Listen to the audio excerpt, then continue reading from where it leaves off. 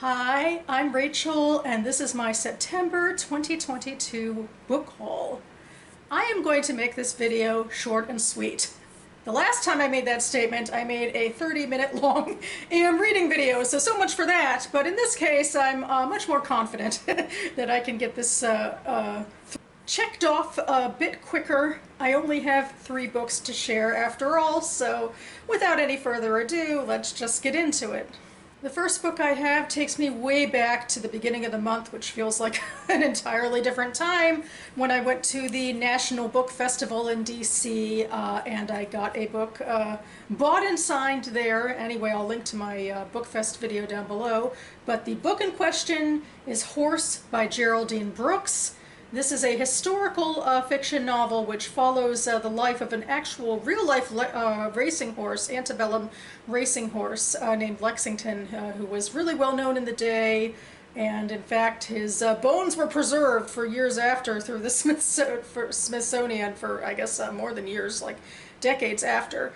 But actually this novel goes more into fictional characters, including the Black Horsemen, some of whom would have been slaves, who were in charge of Lexington's care at the time, and then it is a story that then does have multiple timelines, so we see other characters who deal with Lexington as an art object, and then, you know, as a source of anthropological and historical interest in the 20th and 21st centuries, I believe it is, the other 2 timelines. So I think this is going to be kind of chock full, stuffed with information. I've read one Geraldine Brooks book before. It was a quite different historical fiction book taking place in the Iron Age following King David and the Secret Chord, so I'm excited to get back to her. And this book is signed. Huzzah! I suppose I can get rid of my little piece of paper now. The second book I have to talk about I have already read, so purchase justified. This is On Repentance and Repair, Making Amends in an Unapologetic World by Danya Ruttenberg. It is one of the books I talked about in my recent 30-minute AM reading video. I bought it very specifically to read over the high holidays, which we are in the middle of right now, and it just came out recently as well. I bought it through bookshop.org and privileged local DC bookstore, Kramer Books, so I'll leave more links down below as well. The thing with this book right now is that I still have to write my Goodreads review of it. It's one of the major things I like to do, but I really did like this book. Gives you a lot to think about. Anyway, to try to be succinct, this is a book that really takes a deep dive into the nature of repentance, starting with, like, you know, person on person, you know, infractions, you know, which you can perpetrate against another person, the wrongs you can perpetrate. And then it takes a much wider view and talks about institutional harm that can be done against groups and individuals. And Ruttenberg specifically uses the Laws of Repentance as written by medieval Jewish sage Moses Maimonides to really bolster up some very Jewish ideas about the transformative and complicated nature of repentance. And yeah, it was a really good book.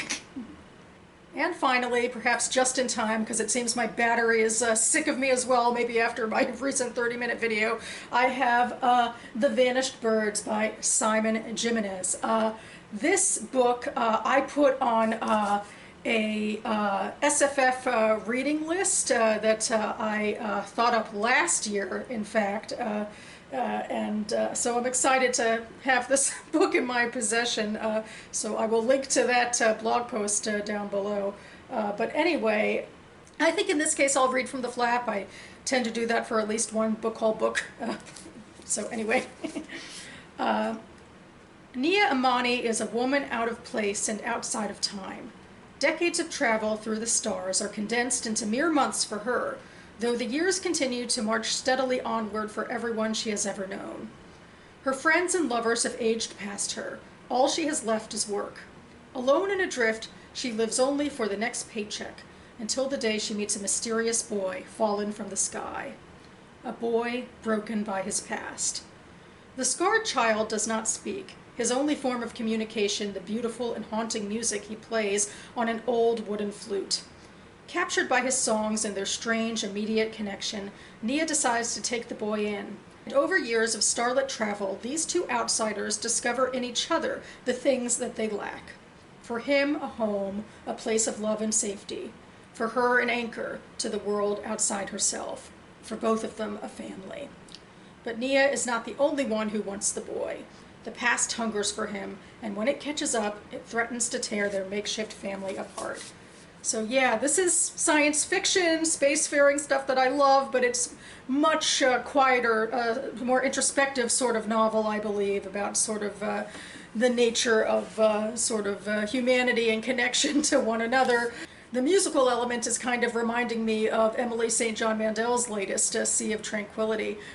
So there's that. I don't know. I was already, I think I compared this to Station 11 a couple of years ago. I mean, I haven't read it yet, so I'm not sure. But I'm hoping for those sorts of feels.